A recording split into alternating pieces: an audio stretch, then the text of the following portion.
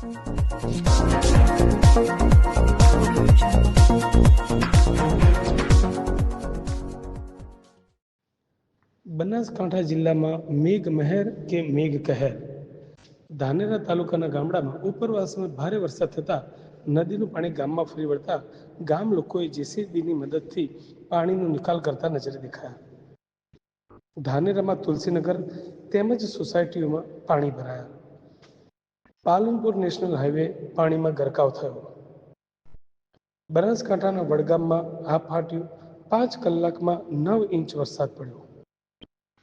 ભારે વરસાદની પરિસ્થિતિને ધ્યાને લઈને પાલનપુર, દાંતીવાડા, વડગામ, ધાનેરા તેમજ ડીસા તાલુકાની તમામ પ્રાથમિક શાળાઓ બંધ રાખવાનો નિર્ણય લેવામાં આવ્યો. ખેડૂતોને રાતા પાણીએ રોવાનો વારો આવ્યો.